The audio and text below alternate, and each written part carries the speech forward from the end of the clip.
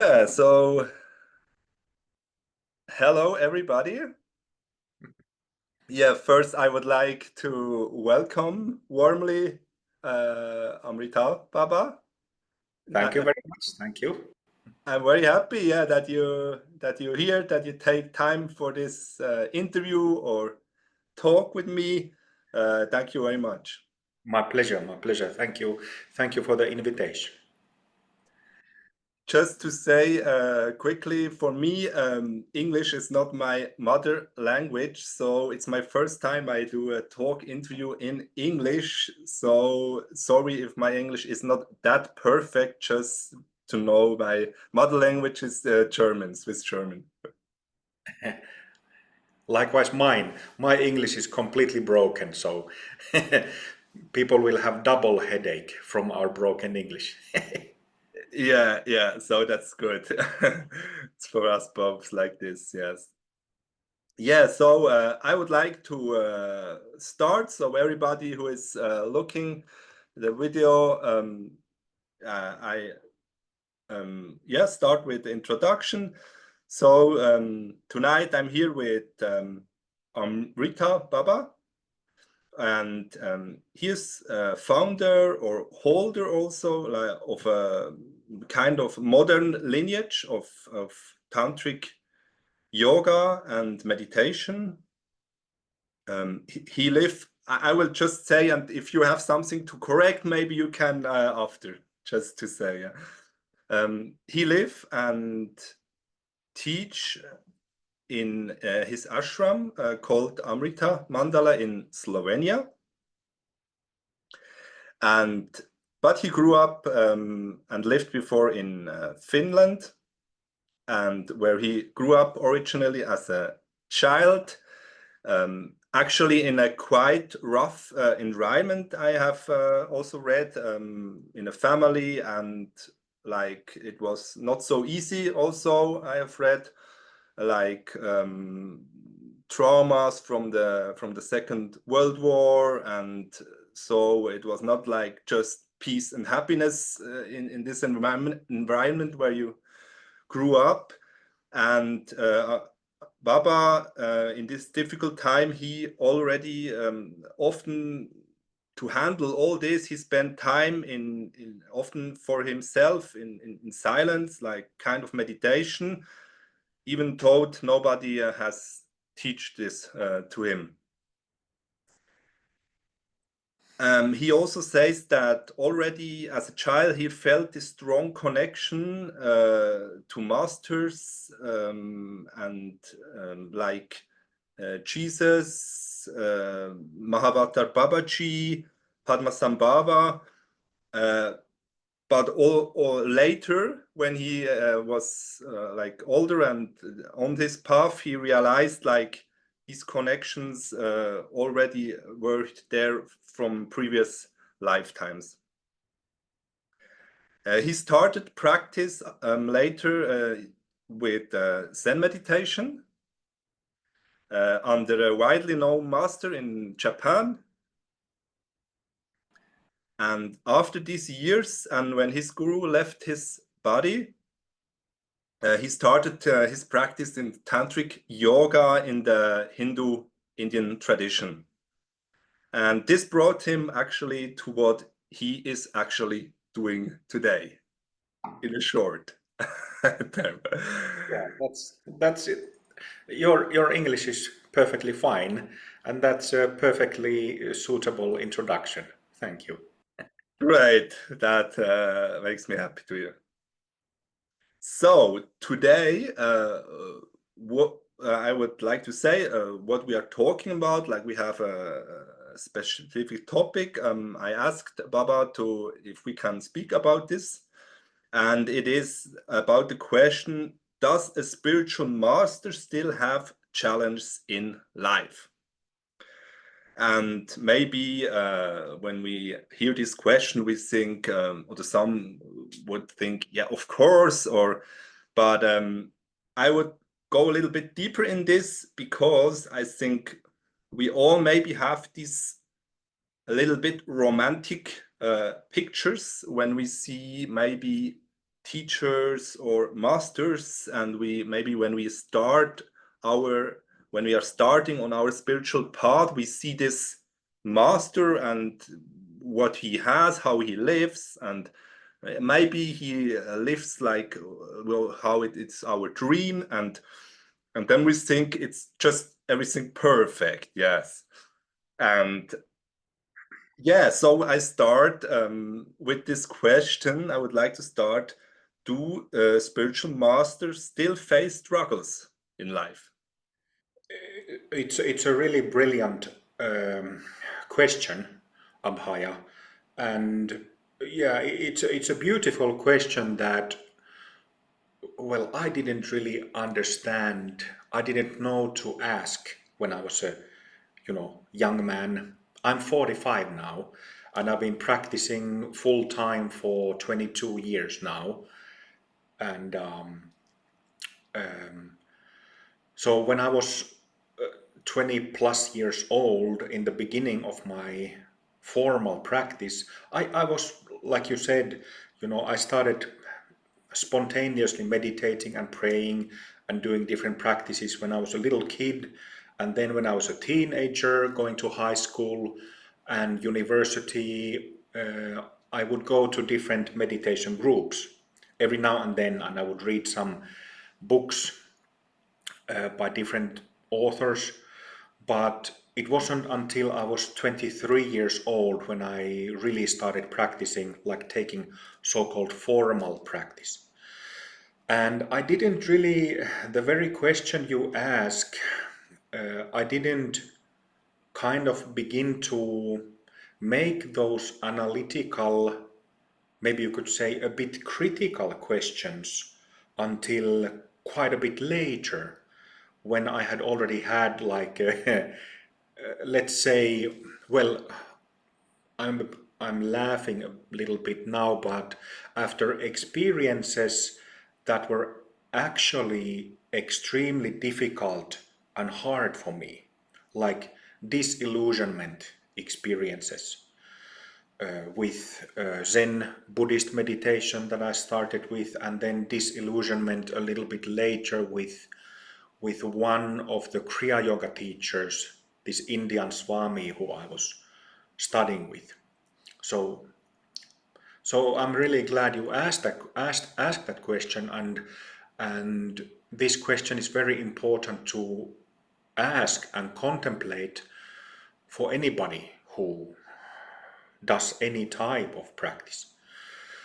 So, before discussing spiritual struggles in life, and do spiritual masters still have struggles, would it be okay to discuss a little bit about what is the definition of spiritual master?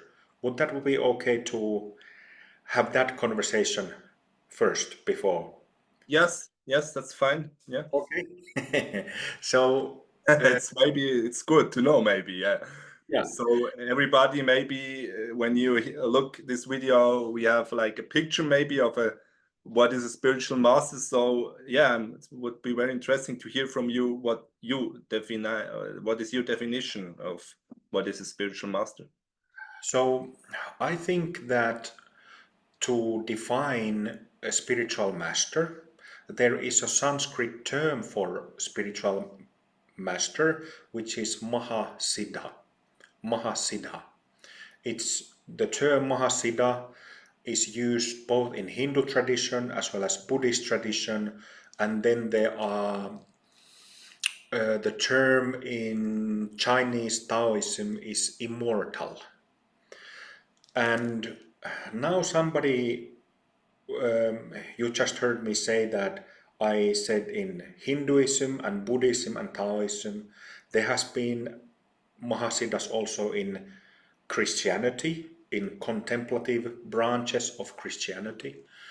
Somebody might be thinking, oh no, he's putting all the traditions onto the same page.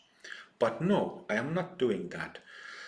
The reason why I say that it is quite easy actually to define spiritual master is because all people, yourself, Abhaya, myself, your family members, my family members, your Sangha members, my Sangha members, people of our cities and villages, people 100 years ago, people 1000 years ago, we all have same energetic bodies or subtle bodies.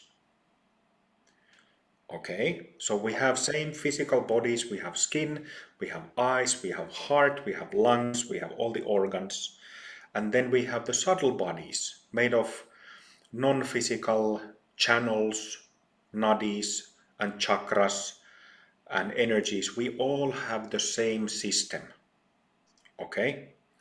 So as long as we're talking about, Homo sapiens sapiens, we all have the same, exactly the same physical and subtle bodies.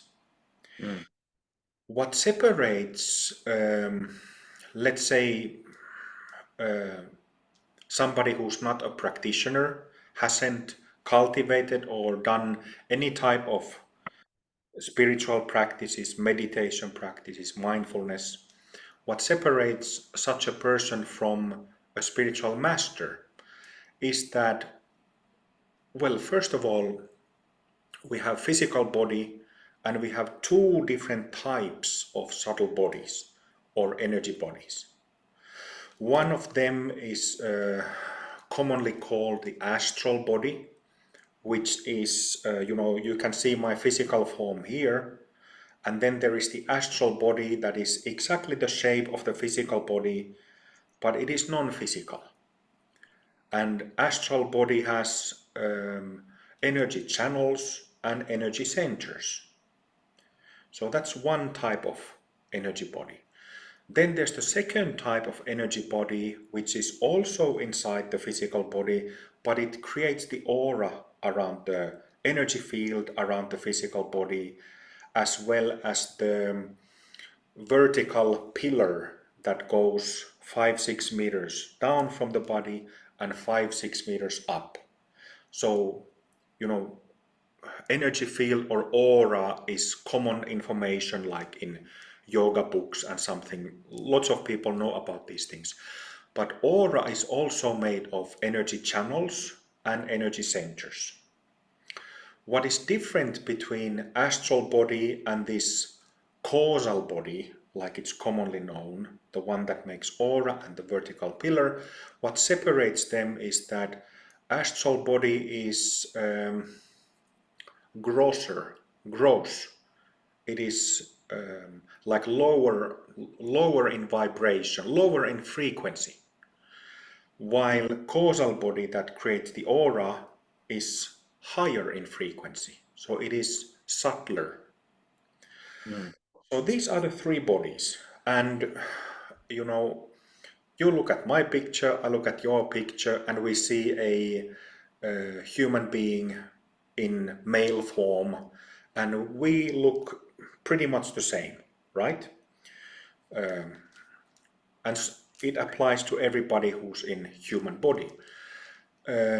But the difference between that common person, a not practicing person, or maybe a practicing person, compared to a spiritual master, Mahasiddha, is that those subtle bodies, both subtle bodies of a Mahasiddha, are completely open, active, and pure.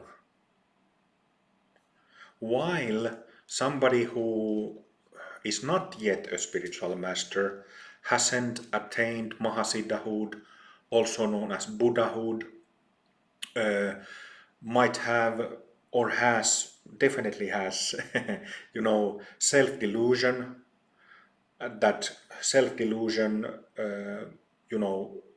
creates the world that is split in two, to me and you, or us and them, creates this false identification to a self or me, and then there are all kinds of negativities stored in those subtle bodies. So, and this is the reality of the vast majority of people.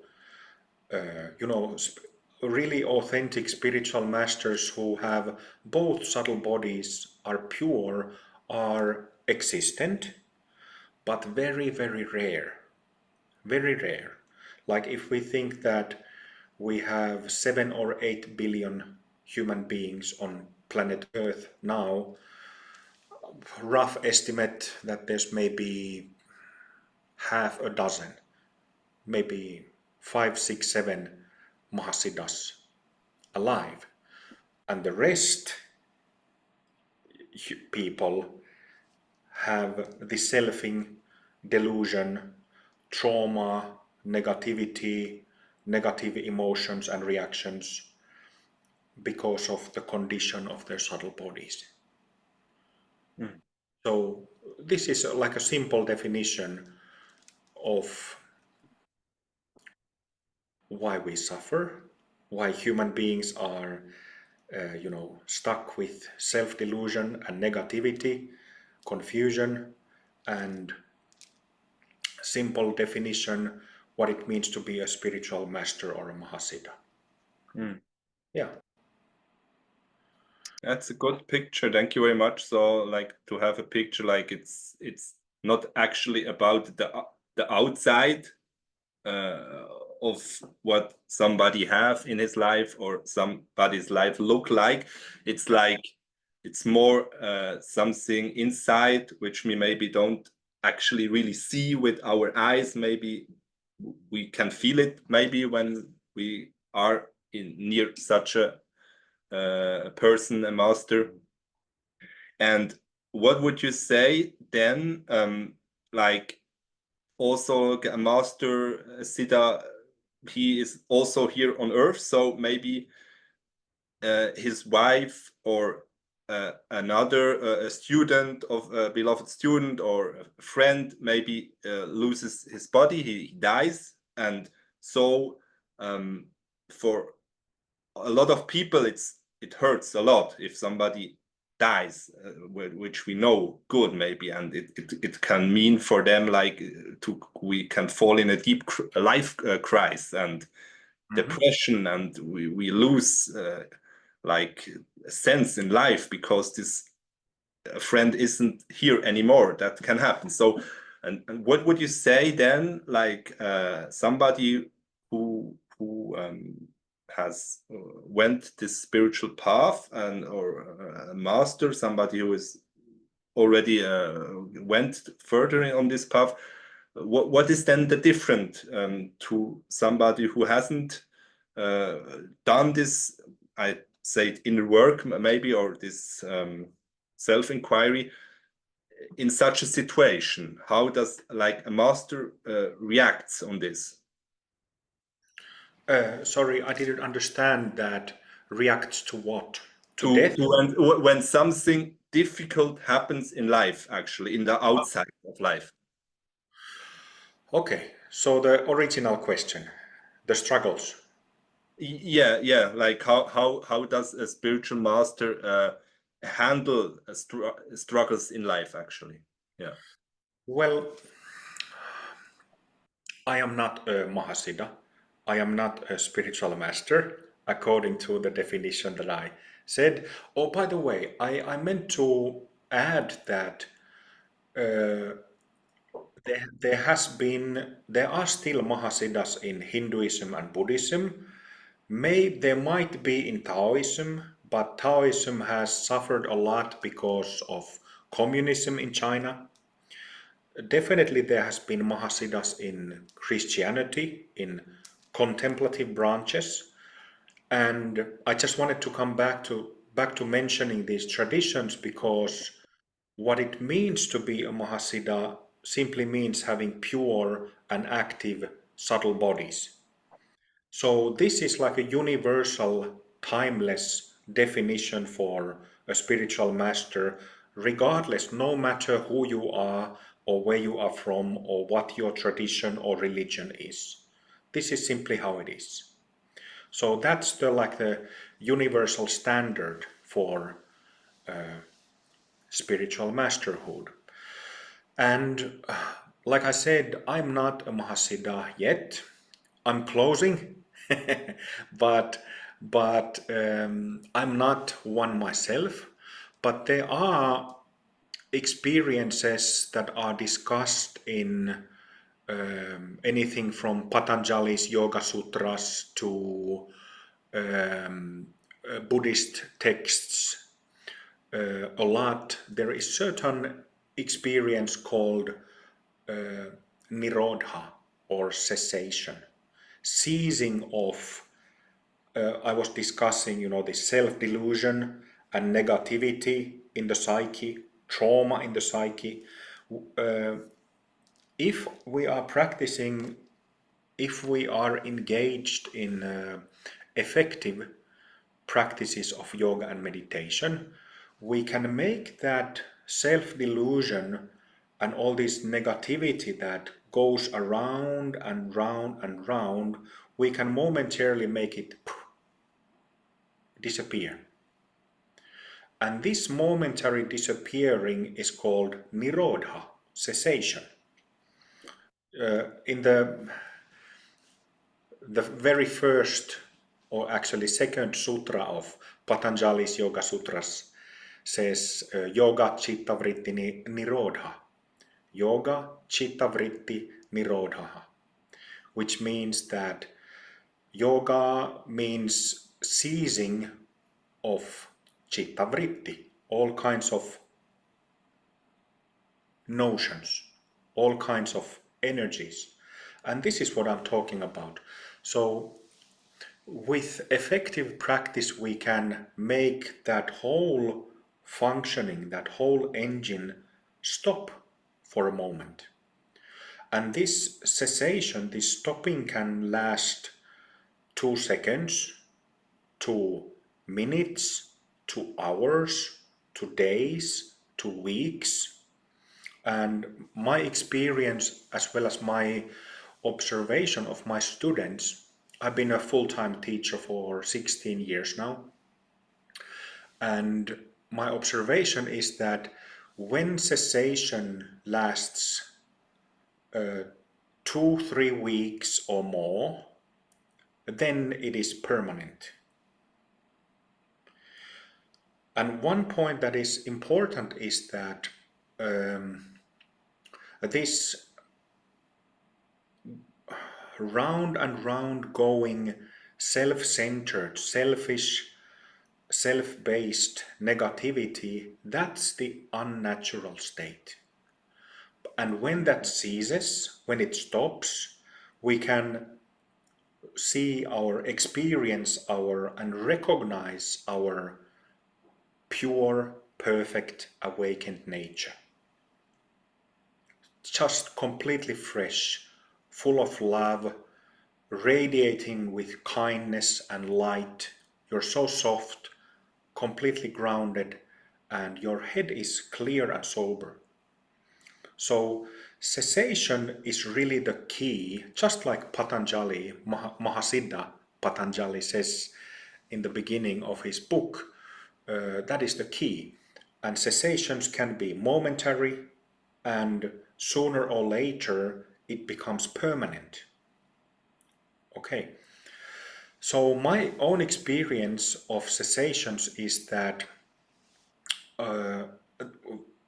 there are cessations for both causal body and astral body.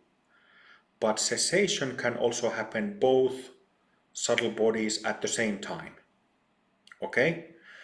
And my experience of, when cessation happens, we actually experience ourselves in exactly the same way as Jesus Christ experienced himself, or Padmasambhava, who is behind me here, experienced. We can have that exact same recognition, that same experience. And this means that you and me and everybody who's doing proper practice can recognize ourselves as living Buddhas. So instead of repeating a mantra of a Buddha, Om Mani Padme Hum, Om Mani Padme Hum, for example, the Bodhisattva of compassion, Avalokiteshvara's mantra, we actually feel that we are Avalokiteshvara without having to imagine, without having to say mantras or do any practices. We can recognize that, oh, yes, I have this completely pure, natural nature, and you can fully experience that during cessation. When cessations, when they are momentary, and like I said, sooner or later it becomes permanent. So I have a pretty solid experience of myself as a Buddha, myself as a Mahasiddha, even though I haven't yet gotten to the point where it is permanent. Okay? So my answer to this question comes from this experience. I have, I think that hugging Saint Amma is a Mahasiddha. Have you met Amma? Okay, yeah. She's just amazing. I've spent a lot of time in her physical presence, have asked a lot of questions from her physically, have had lots of meditation experiences with her. I've received a mantra from her, and I've met her for 21 years, over 21 years. So according to that standard of Mahasiddhas needing to have pure subtle bodies, she has. But there's also another Japanese Zen master who I was very fortunate to meet when I lived in Japan. His name was Harada Tangen. His nickname was Old Buddha. I was also very fortunate to meet him, and even though I stayed with him only for 10 days, he left a lasting impression in me. So, and of course, I have practiced a lot of Guru Yoga with inviting Guru Padmasambhava's blessings, Jesus' blessings, and many other non-physical Mahasiddhas. But anyway, coming back to your question, spiritual masters and facing struggles in life, it is an interesting thing how one's position or perspective about struggles can change. And I think this is really essential because, well, maybe like a practical example of this, we might think of something that we struggle with today, some issue, something that bugs us, that stresses us. And Yeah, then, I think that's what a lot of people experience a lot of things in the outer world, like which makes stress, like yeah, could be, people or the job or the day. I have a lot of things to do this day, so it stresses me maybe. Yeah. yeah, anything like can be being stressed about sitting in a bus when going to work, stressed about having to do this or that at work, or taking care of chores, doing groceries, or stressed about relationships, stressed about kids, stressed about money, stressed about something. But the thing is that no matter what kind of spiritual practice you do, even if you get stressed about something today, if you look at your own reaction 1 year ago or 3 years ago about that same stressful matter, if you do spiritual practice, your perspective about that stressful matter changes because your mind and psyche changes. Right? So, when we are very selfish, self-centered, and self-deluded, we believe that we exist as in separate entities. I am here, you are there, and I hate you, and I'm better than you. You know, this kind of belief, that we believe in this separate self, in this me, this entity. To such a person is very easy to trigger into stress, to anger, to anxiety, simply because you have so much negativity and you're so selfish, right? But if we do some kind of spiritual practice, meditation, mindfulness, mantra, maybe even something like dancing or running, that makes us shake off stress.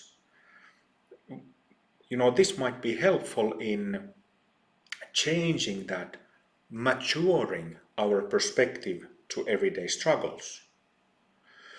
But when it comes to spiritual masters or mahasiddhas, that those all kind of like hooks that make you irritated or angry or anxious or fearful, they are no longer there, because fear, anxiousness, anger, greed, jealousy are not there anymore.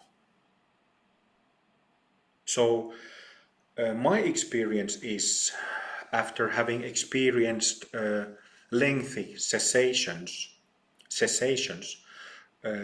is that those kind of struggles that I might have struggled for example, social anxiety, panic attacks, those kind of struggles that might have been there for 30 years, decades, are simply not there anymore at all. So again, the definition of a struggle, what really makes a struggle and what frees us from struggling, is all here, all inside us.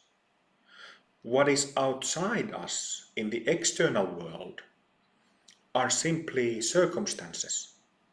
Okay. But Yeah. if anxiousness, irritation doesn't arise anymore, there is no struggle either. There's only circumstances and situations. Mm. That's kind of a key. So what a lot of we think struggles, we often think they are outside, or like me and that, and this is the struggle. But actually the outside is like, there's our circumstances and situations, but the struggle is actually more inside of us.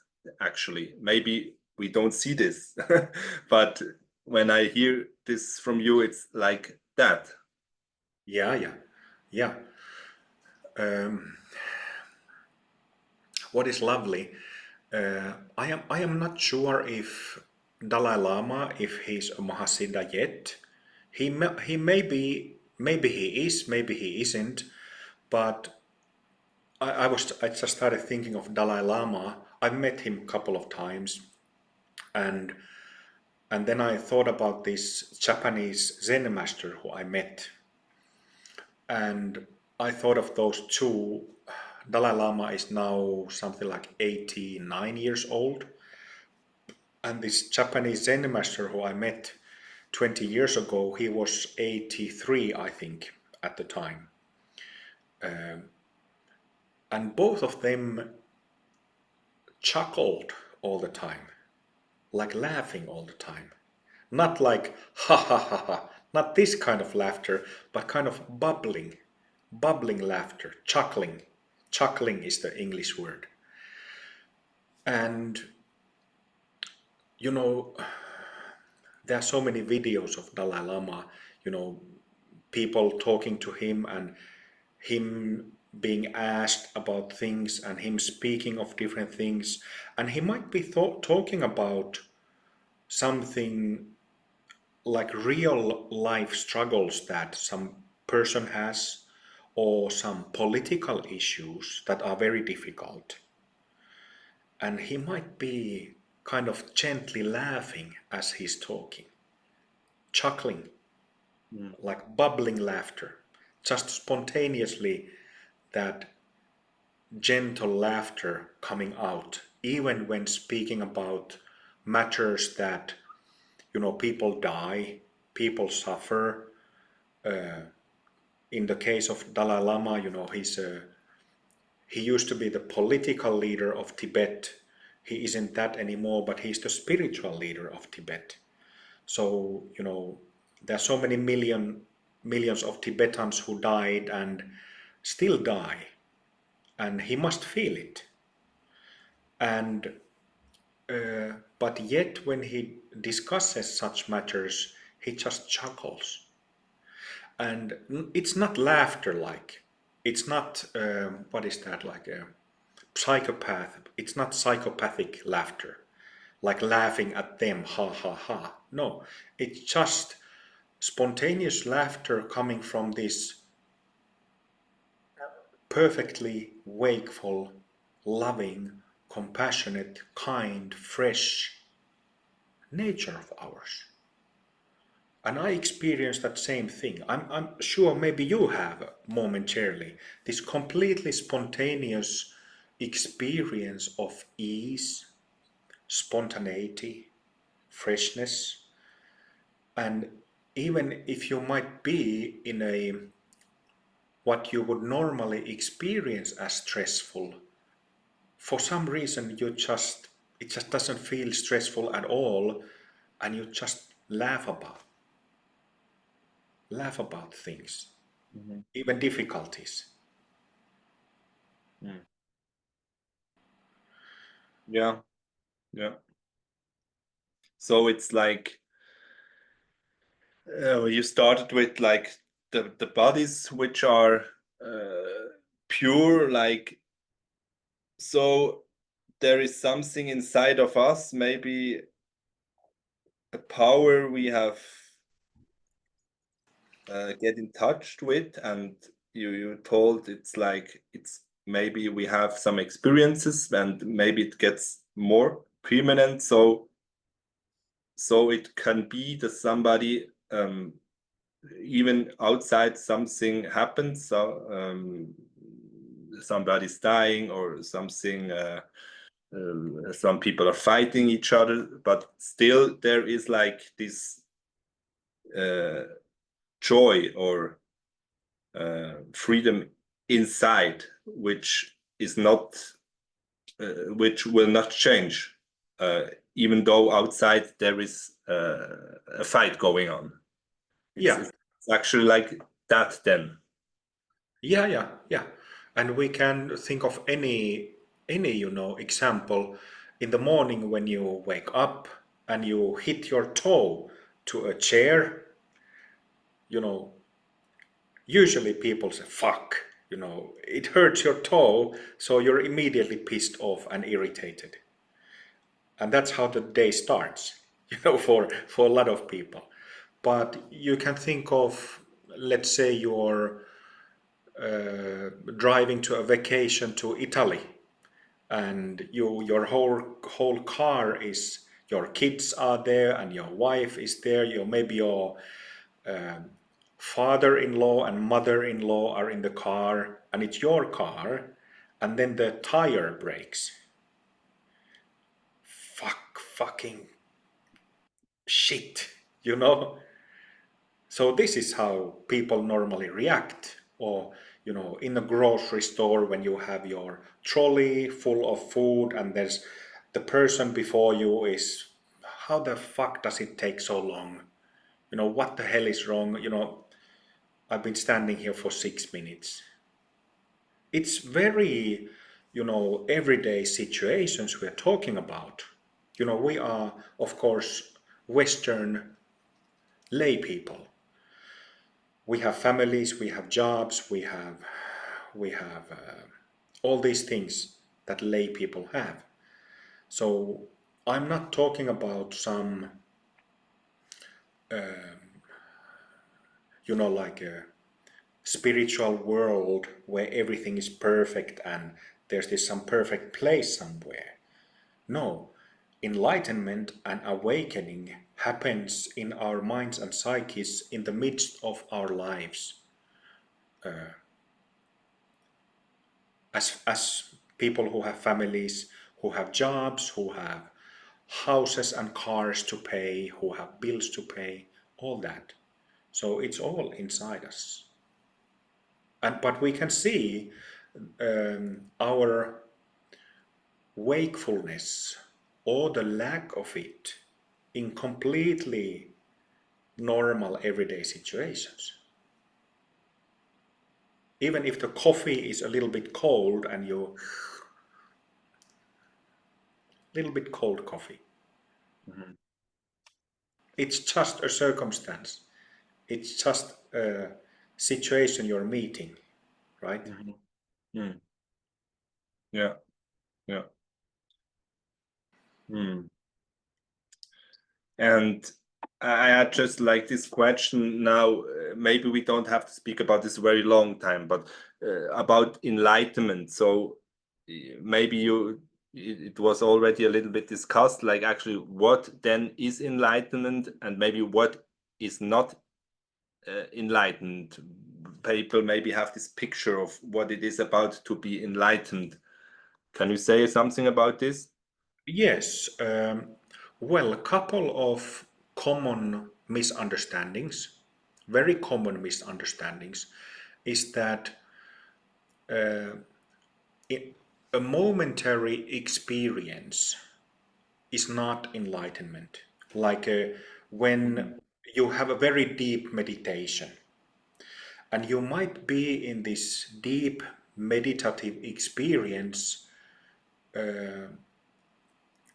for many hours or days or weeks or even months. So it is very important to understand what is the difference of different types of meditative experiences in compared to cessation, where we actually experience our own pure nature.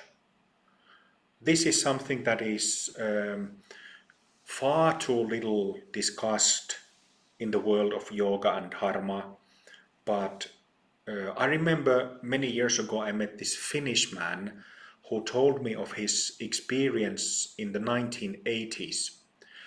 And he had started a type of meditation, and then suddenly, he was meditating few hours a day, and then he had this experience of being completely blissful,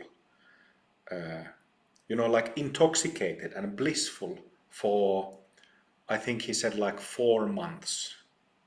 And during those 4 months, because he was so blissful himself and he was radiating very blissful energy, so his friends started noticing that, wow, you have a very special blissful energy. And so they must have thought that this man was somehow special, maybe had become a saint or a sage. And then they started asking him questions and advice and instructions, but he didn't really have other experience than he had meditated for few months, and then suddenly he was in this very blissful, intoxicating experience for several months. And then during those months, people gathered around him and they started worshipping him as a guru. But then one day, after 4 months, that blissfulness went away. It stopped. And then he was pretty much the same guy as he was before. So this is not awakening or enlightenment. This doesn't make you a Mahasiddha. not even momentarily actually, because when you're stuck in blissfulness is a particularly, you know, there are texts and scriptures, especially in Buddhist Tantra, where different masters warn about blissfulness, gross, intoxicating blissfulness, because that is not the experience of our Buddha nature, our perfect wakeful nature. So it is very important to understand the difference between these momentary meditative experiences, blissfulness, for example, and our pure nature. It is very important to understand the difference. What else is not enlightenment?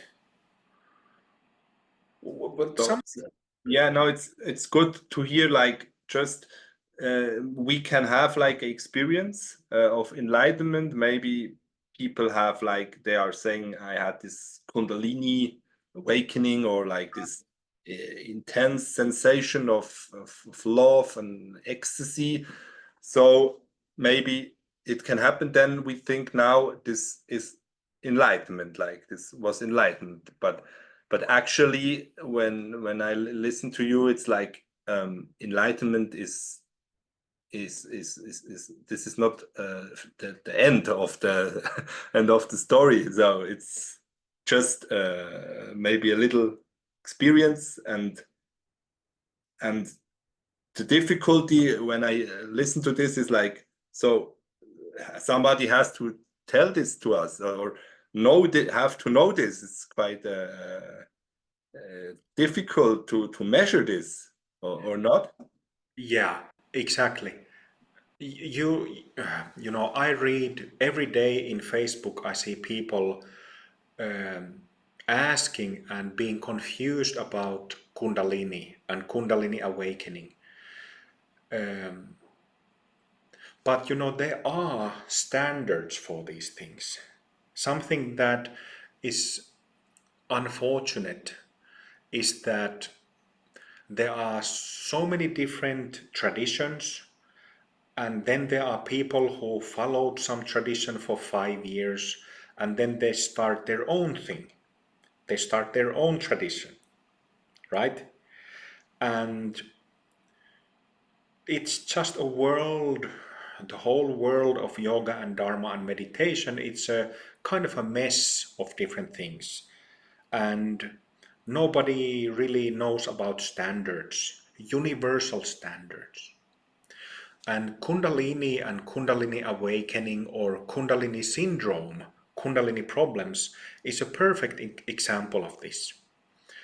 I actually just today wrote something about this in Facebook, but I will just briefly give you an example of this. So I think it's because in the 1960s there was a very famous book about Kundalini written by an Indian a man called Gopi Krishna, and there might be some other books, you know, written 50, 40 years ago that started this movement of Kundalini. But and then it's become like this big thing, like everybody now talks and knows about Kundalini, and everybody wants it. I want Kundalini awakening. I want to do something with my Kundalini. I want my Kundalini to rise the spine to the crown chakra. Okay? And wanting to end, or wanting a break from that self-centered living, where you have negative emotions and irritations and all that, that is perfectly fine. But yoga practitioners should start thinking about standards, universal standards.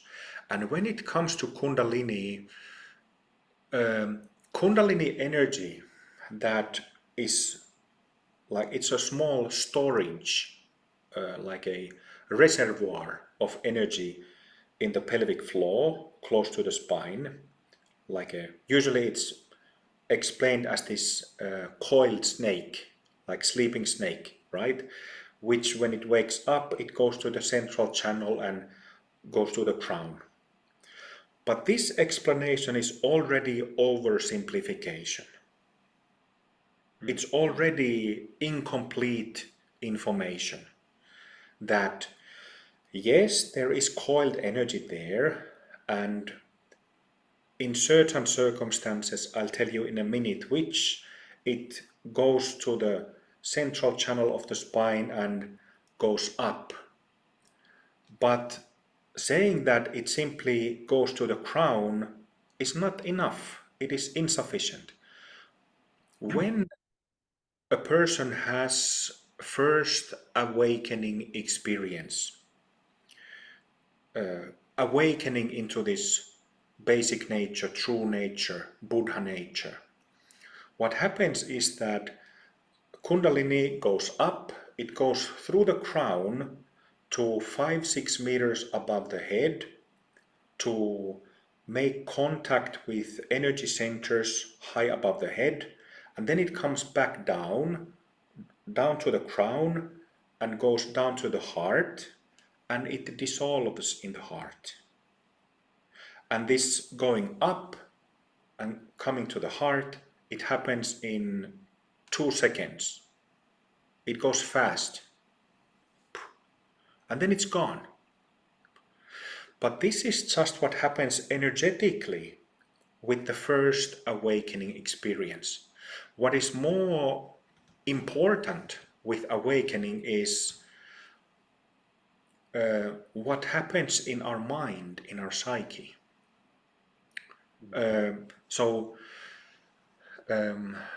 Just to briefly explain what awakening means, it means that when we have self-delusion, so we believe in the self-entity, we believe that I exist as a separate entity, that there is this being who is me. We have this belief that I exist as a separate entity. And it splits, it makes a separation because there's me and there's you and there's me and others, right? This is the whole core of self-delusion and confusion. So when the first awakening happens, this self-delusion, this sense of me, sense of I, sits strongest behind our eyes. This sense of I, me, mine, is strongest behind the eyes. So I often, when I teach this, I ask people that take your finger and point your finger to somewhere in your body where your I or me is placed. Sometimes nobody ever points to their shoulder, but sometimes people start with their heart and they kind of, listen if the me or I, if it's in the heart. No, it's not really there. Is it in the throat? And they try to feel it for a moment. No, it's not really there either. And eventually, when they try to point where their sense of me or I is, they always point in between their eyes. It's there, it's inside the hair, inside the head, behind the eyes here. So when we have the first awakening experience, it removes that sense of I or me. It removes that identification, that false identification. Somebody who's very famous who's spoken about this is Eckhart Tolle. But Eckhart Tolle doesn't have the technical details. But he's spoken about this a lot and has written a book about this.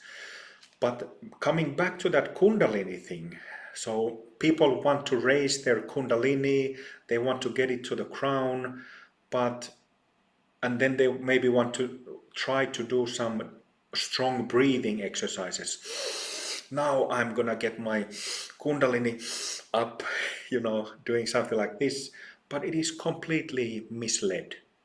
It is based on a misunderstanding, just like I explained. So we are talking about what enlightenment is not. And there was something that came to my mind after you mentioned that Kundalini. Oh yes, in the beginning of our discussion, you said that you made a really good point. I was speaking about that a spiritual master is somebody who has pure, subtle bodies. And you said that, oh right, it has nothing to do with external circumstances. So it does not matter if spiritual masters can have one disciple, or they might have 10,000 students. They might live in a small house, or they might have an ashram where 5,000 people live. They might have a day job, work somewhere, or they might be spiritual teachers or spiritual masters. They might have very little resources, or they might have lots of resources. So all of these external matters do not define who spiritual master is. And this is also something that people are I think that many people don't really think about this, because often when there's a group of people following somebody, there's like a group of people get interested. What are those people doing? Should I join them? Mhm. So, and then this person who's a spiritual teacher, or maybe somebody says that that person is a spiritual master, he's a real guru, so we should all follow him. Mhm. He has a big, very beautiful, fancy ashram somewhere. He has this, he has written 10 books. But all of these external things are not a guarantee of anything, actually. And we already know, that, I'm sure you know, Abhaya, that there are all kinds of scandals and disasters happening because people don't really think about these things. But these are the very things that a serious practitioner, somebody who's actually serious of getting enlightened in this life oneself, thinks very early in the path, because those are essential questions. We want to be sure that we are following and practicing authentically. Mm. Yeah. Yeah. Hmm. Right. So to come back to the first question, maybe to find the end, I feel it's like maybe good to close it after. Like this question, like does a spiritual master still have challenges in life? So we have heard like they maybe have difficult circumstances, or just circumstances like everybody has. One day it's this, one day it's that, but the difference is like how they react to this, like, and actual the challenge is not outside, like it's more inside. So people now maybe think now, oh okay, wow, okay, not that life is problem difficult, it's something which is inside of me, in these bodies I have inside, like there are some things maybe I can, you told also, like they can be away if we do practice. It can happen that these things are going away, so we Mm. don't suffer anymore maybe if something happened in the outside, like and when we now somebody maybe when he listen now, he think, okay, wow, okay, I'm very interested. What would you now in the end would say to somebody who is motivated or have this call to follow or a spiritual practice? What would you recommend this person? I would recommend for anybody, if you want to become a living Buddha, a spiritual master in this life, which means you want to go through the whole path in this life and you want to finish it. If you are that kind of a person, or if you are a person who just wants to reduce stress, or you are slightly interested of meditation, spirituality, something like this, no matter whether you are in this kind of person or in the other extreme kind of seeker, here is my advice. Ask for truth always. Ask for truth. Don't ask for any other things. Don't ask for fancy experiences. Don't ask for any other things from your practice, from your path. Just ask for truth. And while you're asking for truth, contemplate ethics. Contemplate if you are sincere, if you are honest. Don't lie to yourself about anything. And don't accept when you notice something. Okay, I've been practicing with this teacher or this guru for, let's say, 4 years. And then you notice something. Is that matter, the thing, the teaching, the practice, the explanation, the advice, is it really correct or not? You might be practicing with somebody, and after some time you notice something that maybe that isn't so. Then you have to contemplate how big of a problem it is. Is it like an ethical matter? Did the teacher or guru, one topic for discussion that is really important to discuss culturally is wrathful behavior of gurus. But there's been so much like a misled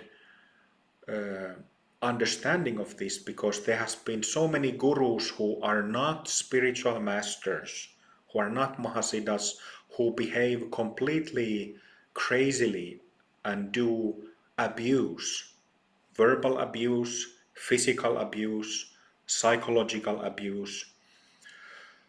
But if you notice something with a teaching or a teacher, you have to ask, is this the truth that I'm looking for? If it is not, just keep asking for a truth, and you will find a teaching and a teacher who will help you to find the truth. This is an advice that I got from my beloved guru, Sivakami, and happy to pass it on to you and the listeners. Thank you very much. My pleasure. That's a good ending, yeah, or a good start to what now you, when you look to this video, maybe when you are interested to this, it's maybe will help to ask this question: what is the truth? And No. I wasn't saying what is the truth. I was saying to ask for the truth. So the kind of truth we are talking about is the truth of reality, the truth of being, the truth of me, right? Yeah. So Mhm. so we are seeking with our paths, we are seeking to know the reality of ourselves, not the fantasy of ourselves, not the delusion of ourselves, but the truth of ourselves. Mm. And when you ask for it from your practice, from your path, from your life, from your teacher, you will find it. But if you settle for something else, okay, I noticed something, I know that my teacher or my guru is doing something, some things that feel wrong to me. But because there are 5,000 people who follow this guy, I'm just gonna put it aside and I'm gonna follow him anyway. This is being dishonest. That way you will not find the truth. You will not find reality. And this is, how it's so important to practice ethics, to be honest and to be sincere. Mm. Yeah. Yeah. It's, To be honest with yourself. Yeah. of course, yeah. Yeah. Yeah. Yeah. Well, okay. Thank you very much. Yeah, for taking the time and for the discussion here. And yeah, I will put, if it's okay, your link or homepage to the in the comments, so somebody who is interested can maybe get in contact also with you. Sure. Yeah. Yes. Thank you very much, Abhaya. Yeah. You're welcome. Thank you.